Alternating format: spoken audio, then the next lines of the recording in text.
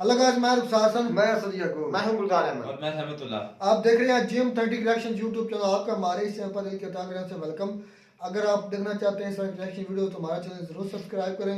उम्मीद करते हैं आप खैरियत से होंगे, यूं हंसते मुस्कुराते रहें और हमें भी अपना प्यार दिखाते रहें। हमारा चैनल लाइक शेयर और ज़्यादा से ज़्यादा सब्सक्राइब करके अपने दोस्तों के साथ भी शेयर करें। तो चलते हैं जी वीडियो का टाइटल हिंदी में देख लेते हैं। सबसे पहले वीडियो फिर देते हैं अपना रिएक्शन। मोदी जी जो है मोदी जी हैं, उसके बाद मुझे जो लगता है योगी जी हो सकते हैं। आप यूपी से तो नहीं है? हाँ, मैं यूपी से तो हूँ, लेकिन योगी जी हो सकते हैं। मैं यूपी की बात नहीं कर रही हूँ, योगी जी हो सकते हैं। मैं बंगाली भी हूँ, ठीक है। मेरा नाम है सुनंदा सरकार। मैं ममता बनर्जी को भी बोल सकती थी, लेकिन उनमें वो काबिलियत नहीं है, ठीक है। मैं कलकत्ता से भी बिलोंग करती हूँ और मैं यूपी से भी बिलोंग करती हूँ, ठीक है। दोनों स्टेट से बिलोंग करती हूँ। लेकिन देखा जाए तो जो पावर है, जो योगी जी के अंदर जो पूरा एक जो पावर होना चाहिए, लीडरशिप जो है, लीडरशिप है उनके अंदर वो है, ठीक है। तो मेरे हिसाब से योगी जी ही हैं। बाकी कांग्रेस में ऐसा कोई भी मुझे तो बंदा दिखता नहीं है।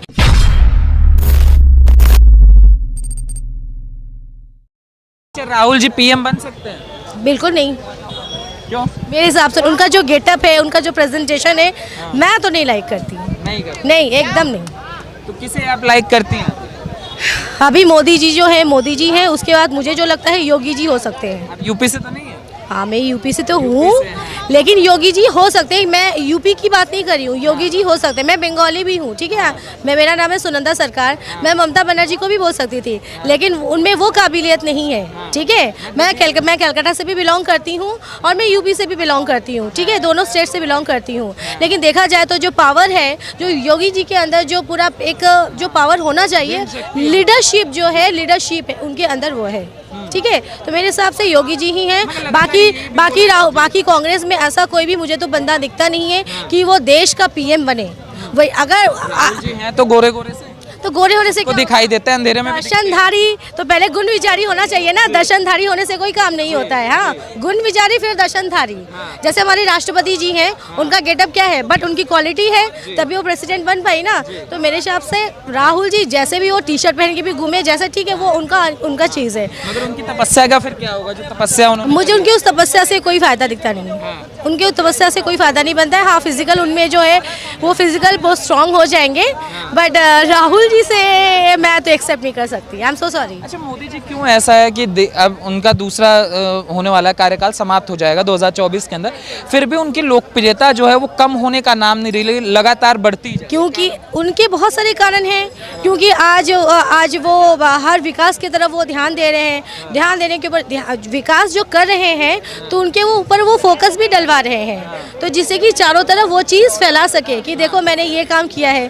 तो नेचुरली सी चीज़ है, अगर विकास होता है, विकास के ऊपर अगर फोकस करते हैं तो वो सबको दिखेगा। मोदी जी का भी अपना काम हो रहा है, मोदी जी उस पर फोकस भी करवा रहे हैं, जिससे चारों तरफ में उनकी लोकप्रियता बढ़ती जा रही है। तो लोगों में ये भी है ना कि भैया ये बंदा जब हमारे लिए इतने बरसों के बाद कोई बंदा काम कर रहा है, यही कोई नहीं, 100% में से 30% तो काम कर रहा है ना। मैं इतना तो बोलूँगी। मैं मोदी जी की भक्त नहीं हूँ ना, मैं कांग्रेस की भक्त हूँ। मैं एक चीज़ बोलती हूँ, जो लंका में आता है वही रावण होता है, ठीक है। तो ना मोदी जी की हूँ ना कांग्रेस की हूँ, लेकिन 30% भी जो काम कर रहे हैं ना, तो लोगों को दिखता है, उनको काफ़ी बेनिफिट मिलती है। लगातार ये बोलते हैं कि इस देश को चलाने का जो गुण था वो कांग्रेस के पास ही था और कांग्रेस इस देश को चला सकती है। नहीं, कांग्रेस का तो मुझे कुछ खास तो दिखता नहीं है। हिंदुस्तान में खत्म हो चुका है। कांग्रेस का तो मुझे कांग्रेस का तो कुछ खास विकास दिखता नहीं है, ठीक है। जो भी विकास है मोदी जी ने, चाहे आप कश्मीर के तरफ से बोलिए। आज मेरे कुछ एक रिलेटिव्स थे, वो कश्मीर गए हुए थे। यहाँ पर उन्होंने आके बताया कि देखो हम जब इंडिया में रहते हैं या मैं दिल्ली या लोकल में हम लोग रहते हैं, तो मोदी जी को बोलते हैं अरे मोदी ने क्या किया, काला धन ये क्या, उससे हमारे नोट में कितनी प्रॉब्लम आ गई, गरीबी आ गई, नोटबंदी हो गई, बेरोजगारी हो गई। भैया तुम पाकिस्तान जाके देखो, उन्होंने जो 70 वाला जो फॉर्मूला लगाया हुआ है ना, तो उनको काफ़ी फायदा हुआ है। 370 जो उन्होंने लगाया हुआ है ना, हटाया जो है, तो उनसे काफ़ी उनको फ़ायदा मिला है। कश्मीर में टूरिज्म का मिला है, काफ़ी हिंदुओं को काफ़ी प्रोटेक्शन मिला है, सेफ्टी मिला है। नहीं तो बहुत प्रॉब्लम होती है हिंदुओं को नॉर्मल जैसे लगने के लिए, नहीं तो जहाँ उनको काफ़ी धर्म परिवर्तन करने के लिए बहुत प्रेशर आता है। तो काफ़ी चीज़ें मोदी जी ने उनको सहयोग किया है। शुभ नाम क्या होगा आपका? संजय सरकार। संजय सरकार जी साथ में है क्या? हाँ, संजय जी आपको क्या लगता है जो चर्चाएं हैं, क्या राहुल गांधी की जो यात्रा में हमने कहा कि असफल है? देखिए, राहुल गांधी कांग्रेस के लीडर मानते कांग्रेस की पार्टी, लेकिन हिंदुस्तान की जनता कांग्रेस में राहुल गांधी को लीडर नहीं मानती है, उनके नेतृत्व को हम लोग एक्सेप्ट नहीं करते हैं। अगर कांग्रेस कोई अच्छा लीडर लेके आए तब हम लोग उस पार्टी को सीरियसली लेंगे। आज के डेट में वो नल एंड वॉइड है हिंदुस्तान के पॉलिटिक्स में। कह रहे अपने आप को बदल दिए हैं, अब वो नहीं रहे, उसको मार चुके हैं, आगे बढ़ चुके हैं। ऐसा वो कह रहे हैं ना, लेकिन देश की जनता में उनके ऊपर बिल्कुल भी कॉन्फिडेंस नहीं है। कॉन्फिडेंस वो खो चुके हैं। पहले वो अपने लीडरशिप क्वालिटी दिखाए, किसी एक स्टेट में जाके इलेक्शन जीत के दिखा दे कि हाँ वो कुछ परफॉर्म कर सकते हैं, फिर हम उसके बारे में सोचेंगे। अभी तो मोदी से अच्छा कोई है नहीं हिंदुस्तान में जो हिंदुस्तान को लीड कर सकता है। आज देश की हालत, पूरे वर्ल्ड की हालत देखिए, कोरोना बाद क्या हो गया आप देखिए। चाइना की इकोनॉमी डिग्रो कर रही है, रशिया की यूएसए की हालत खराब है, रशिया में ब्रिटेन की हालत खराब है, चाइना में कोरोना फैला हुआ है। और आप देखिए रशिया फैल गया, कोरिया, साउथ कोरिया, जापान में फैला हुआ है, चाइना की इकोनॉमी डिग्रो कर रही है, रशिया वॉर पे चला गया है। ये से मोदी की ही एक कुशल लीडरशिप है जो हमारा देश बचा हुआ है।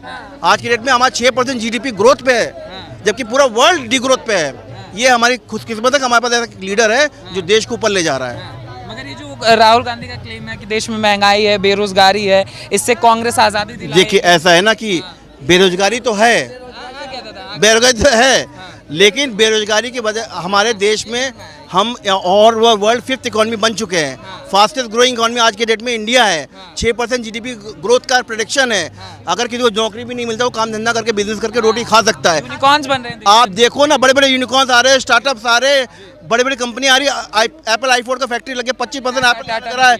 हाँ, अब बड़ी बड़ी कंपनी हिंदुस्तान में आ रही है। इंडिया कहाँ पे चली जा रही है? आपको लगता है देश की जो अगली उम्मीद है वो कांग्रेस होगी, और क्या राहुल गांधी इस देश के प्रधानमंत्री होंगे? देखिए, पिछले 70 सालों में गांधी परिवार था जो यहाँ पे शासन कर रहा था हमारे पूरे देश में। तो अब उन्होंने 70 सालों में तो कुछ किया नहीं, 70 सालों में तो कुछ हुआ नहीं, लेकिन अब जब 10 सालों से कुछ हो रहा है अच्छा, तो उनको ज़्यादा दिक्कतें हो रही हैं, क्योंकि गांधी परिवार के हाथ से सत्ता जा रही है। सबसे मेन चीज़ तो उनकी ये है। दूसरी बात ये है कि विपक्ष को भी कुछ बोलने का मौका होना चाहिए ना, उनके पास भी कोई बात होनी चाहिए कि वो कुछ बोले सामने वाले को ये करने के लिए कि भाई वो नहीं आना चाहिए, वो नहीं आना। मोदी जी की जो पॉपुलैरिटी है उसको देख के उनको घबराहट है कि जो कांग्रेस है वो बिल्कुल ही ख़त्म हो जाएगी, इस वजह से उनको ज़्यादा दिक्कत है। तो ये जो यात्रा है ये कांग्रेस को जीवंत करेगी या आप वाली बात की खत्म ही हो जाएगी? नहीं, थोड़ी बहुत हो जाएगी, क्योंकि कांग्रेस को भी रहना चाहिए ना, उसको भी हक है रहने का, बोलने का। तो राहुल गांधी भी अपनी तरफ से कोशिश कर रहे हैं, तो करने दीजिए। सबका हक है, राजनीति है, राजनीति में तो सबको आना चाहिए, तो उनको भी आना चाहिए। अखिलेश यादव तेलंगाना गए, अरविंद केजरीवाल भी गए, पंजाब के मुख्यमंत्री, और वहाँ केसीआर जो वहाँ के मुख्यमंत्री हैं, और वहाँ पे विपक्षी एकता कायम करने की बात हुई और कहा गया कि मोदी जी के बाद अब 400 दिन बचे हों, 400 दिन बाद अब मोदी जी जाएंगे। तो उनका जो कॉन्फिडेंस है, आपको क्या लगता है ये कॉन्फिडेंस कहाँ?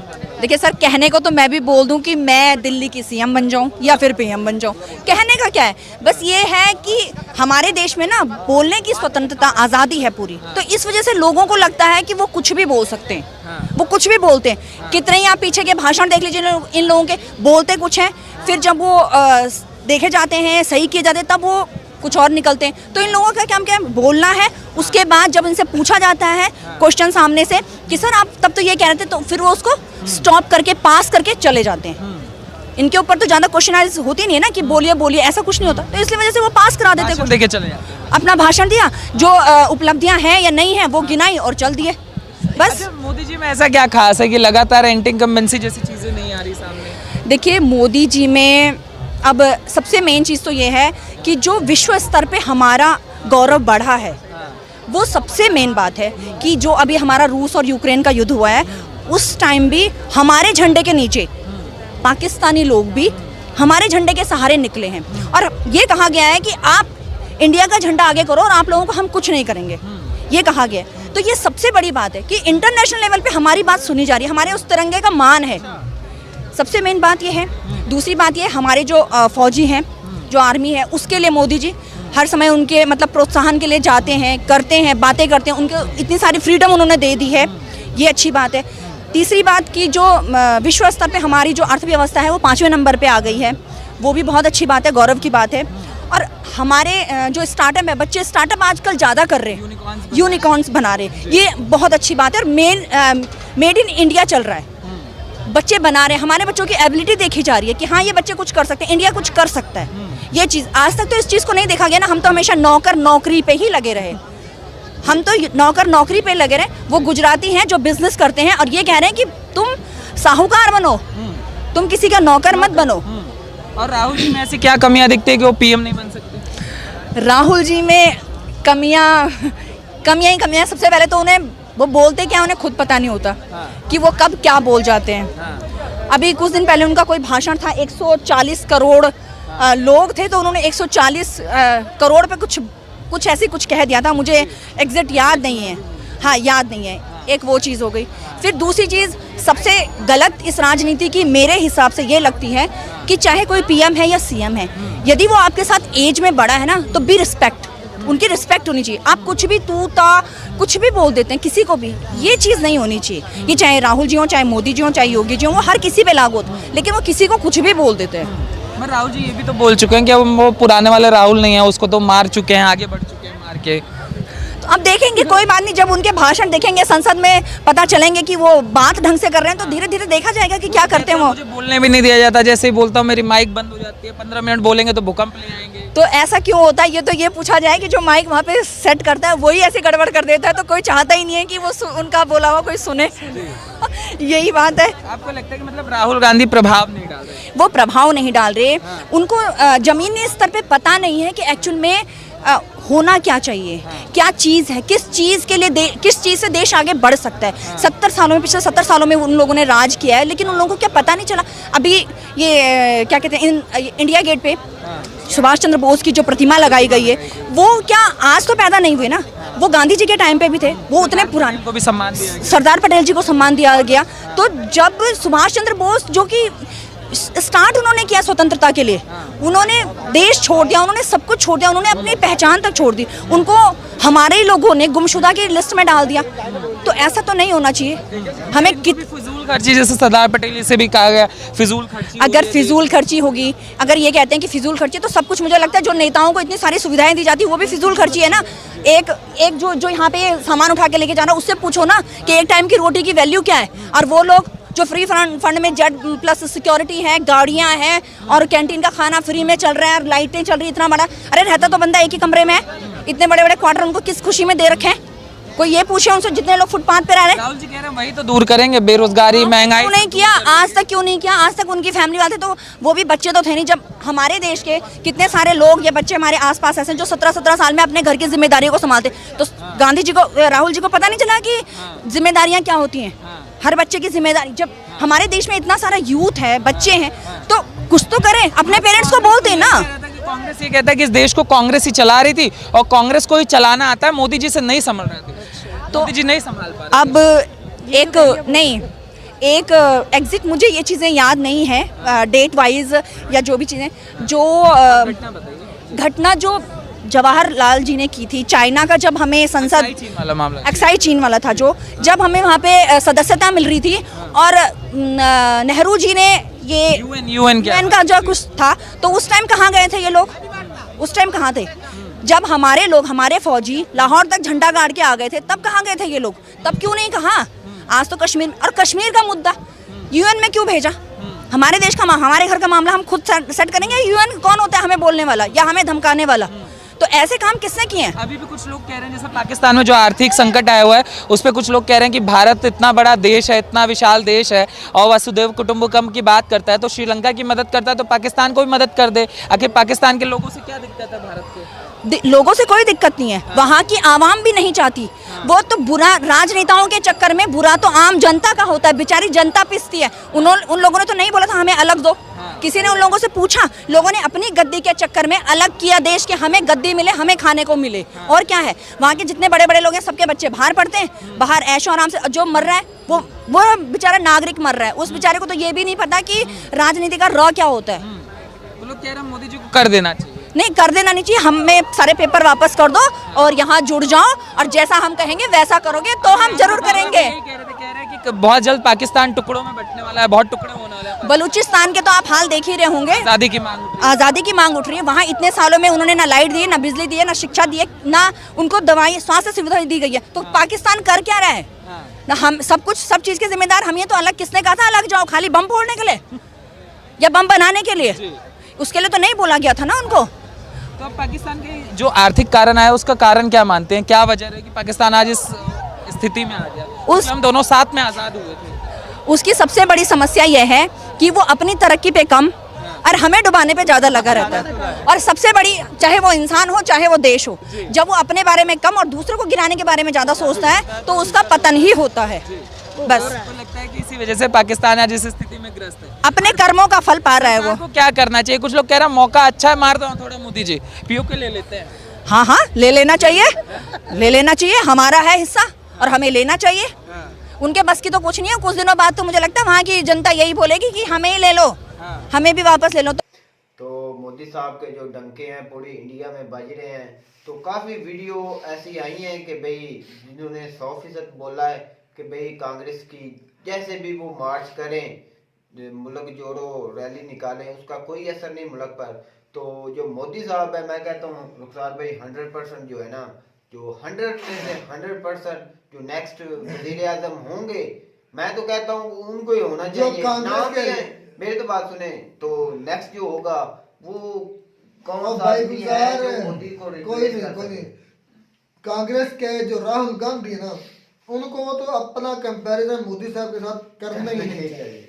अगर इन दोनों का कंपैरिजन मैं अगर आसान अल्फाज में एक लाइन में समझा दूं तो ये है कि राहुल गांधी है प्रेप का नर्सरी या प्रेप का स्टूडेंट है, और जो मोदी साहब है वो PhD स्कॉलर है। अगर आसान अल्फाज में समझाओ कि इसी तरह इनकी पार्टीज का भी कंपैरिजन किया जाए, जितने अब इनके फॉलोअर्स हैं, जितने इनके पार्टी मेंबर हैं, जितने इनको चाहने वाले हैं बीजेपी को, मेरा नहीं ख्याल दुनिया में किसी और पार्टी को चाहने वाले। दुनिया की सबसे ज़्यादा पार्टी, सबसे बड़े जो स्कॉलर, सबसे बड़े जो सेलिब्रिटीज़, सबसे ज़्यादा समझ जो अमीर तरीन बंदे हैं वो इस बीजेपी पार्टी का हिस्सा है। तो रुखसार भाई एक भाई ने बात बहुत मेरे दिल को अच्छी लगी कि भाई आप पहले पार्टी में से कोई आ सकते हैं, भाई आपका भी हक है, आप सियासत छोड़ें, कोई अच्छा लीडर है आपकी पार्टी से, उसको आप लीडरशिप दें, उसको आगे लाएं, वज़ीर आज़म की लीडर, उसको फिर सोच सकते हैं। आप वही रवायती सियासत पर जुड़े हुए हैं कि आप मुझे बताएं, यही सियासत पाकिस्तान में चली हुई है। पाकिस्तान में आप देखें क्या अपना मरियम नवाज से ज्यादा सीनियर लोग नहीं है नून लीग में, सीनियर हैं एतजाज जैसे पीपल पार्टी। आप मुझे ये बताएं मरियम नवाज के नीचे या बिलावल भुट्टो के नीचे एतजाज जैसे काम करते हुए जचते हैं कि जो उनके दादा बाप के साथ काम करते हैं, उनका भी सीनियर। अच्छा मेरी बात सुनिए, आपने बात की कि जो बिलावल भुट्टो साहब हैं ना, तो वो आदमी है ना वो औरत है, तो उसके नीचे इत्तेजाज ऐसा काम करे उसको शर्म तो इसलिए छोड़ दिया है। चौधरी निसार ने क्यों छोड़ा है? इसलिए छोड़ा कि हमारी सारी उम्र इस पार्टी में गुजर गई है, तो हम बच्चों को भी सलाम करते हैं। बच्चे भी आप हम पर लीड करेंगे, बच्चे भी जो नाअहल है, जो नालायक है, उसको सलाम करें भाई, उनको ये असल गैरतमंद सियासतदान है। तो ये रिवायती सियासत छोड़कर आप खानदान को ना दें तो कोई पार्टी से अच्छा है तो आपको भी पार्टी आ सकती है। बात सीधी सी है कि जो काम के लायक है ना, जो काम करते हैं, सियासत का हक उन्हें देना चाहिए। जो अवाम की खैर ख्वाही करते हैं, अवाम को आगे लेकर मुल्क को चलते हैं, मुल्क में उन्हीं लोगों को आना चाहिए। बात सिर्फ इतनी सी है, चाहे वो इंडिया में हो चाहे वो पाकिस्तान में हो, जो लोग मुल्क के लिए सिंसियर हैं, लोगों के लिए अच्छे हैं, उन्हें भी आगे आना चाहिए। बात इतनी है, राहुल गांधी जो पूरे इंडिया के 10 चक्कर भी लगा लेना पैदल चलकर, बात तब नहीं बनती। बात तब बनती है जब आपका रिकॉर्ड अच्छा हो और आप आवाम को डिलीवर कर रहे हो। आज के अवाम, आज के बच्चे, आज का नौजवान अब वो 90 या 80 दौर का नौजवान नहीं है। उनके हाथों में उस वक्त टच फोन है, उनके एक सेकंड की उनके पास इत्तलात है कि मुल्क में क्या हो रहा है, क्या चल रहा है। तो मैं एक बात करता हूँ कि हमारा जो इमरान खान साहब है उसने बहुत दावे किए थे कि मैं मुल्क को एक गुर्बत से निकाल कर एक अमीर मुल्क बना दूंगा, हमारे पासपोर्ट की इज्जत पूरे वर्ल्ड में होगी। वो भी डेवलपमेंट नहीं कर सके, उससे भी हमारी जो अवाम है वो खुश नहीं थी। तो ये तो एक यार भाई गुलजार उनके जो पास भी- पावर्स नहीं थी। नहीं मैं कहता हूँ वो जो बार भाई, बार मेरी तो अपने- बात सुने, मैं उस बात जो डेवलपमेंट करता है उसकी भी अप्रोच अप्रोच- होती है, उसकी भी मानी जाती है। जैसे मोदी भाई साहब वो ने की है। खुद मानते हैं इमरान खान साहब कि मेरे जो एमएनए या जो लोटे कितने निकले हैं, जो शापर निकल गए हैं इस पार्टी में से, वो बता रहे थे कि ये मुझे इतनी डिमांड करते थे, फजूल डिमांड, कि मुझे रात को नींद की गोलियां और डिस्प्रिन लेके सोना पड़ती थी। इतना मैं डिप्रेशन में चला गया था इन लोटों की वजह से। ये जो राजा रियाज हो गया, नवाब शेर वसीर हो गए, इस तरह के लोटे जो बेगरत निकले हैं, क्योंकि उनको पता है कि हमने खाना है, हम पैसा लगा कर आए हैं, अवाम को पैसा दे कर आए हैं, अब हम अवाम से दोबारा हमारे यहाँ तो ये रवायती 20 गुना सियासत करके है ना। ज्यादा लेंगे। रवायती इसी तरह राहुल गांधी की भी भाई सियासत जो है वो एक उनकी मरूसी सियासत है। उनसे ज्यादा सीनियर पार्टी में क्या मौजूद नहीं है, होंगे, उनको लाएं सामने। तो नहीं जो मेरी तो बात सुने, जो इस वक्त पूरे इंडिया का पूरे वर्ल्ड में नाम बना है मोदी की वजह से, मोदी साहब की वो वजह से। रूसी सियासत कर रहा, मैं तो शॉक हो गया था। मैं उस वक्त सलूट पेश करता हूँ कि जब मैंने सुना कि उनका जो भाई है वो एक अपनी शॉप चला रहा है, दुनिया का बेहतरीन 5वीं इकॉनमी उसका वजीर आजम और उसका भाई उस इकॉनमी 5वीं बड़ी इकॉनमी के वाले मुल्क का वजीर आजम का भाई एक नॉर्मल सी करियाना की शॉप चला रहा है। भाई जो कबीना के इंसान है ना, लोग उसके हैं, वो भी कहते हैं कि इतने रवायती सियासत नहीं करते। वो भी ये मोदी साहब निकले हैं इनमें से, सारों सब में से। उन्होंने भी मेरिट पर लगाया ना कि आपने घर की जायदाद नहीं बढ़ानी, आपने मुल्क के लिए कुछ करना है। भाई मैं आपको ये बात बताता हूँ, जो आप राहुल गांधी की बात कर रहे हैं कि वो पीएम नहीं बन सकते, ये आपकी बात बिल्कुल ठीक है। जो है ना मोदी, वो उनके नेशनल पीएम है, वो चले आ रहे हैं। अब इंडियन की पूरी कौम का उन पर इत्मीनाद है।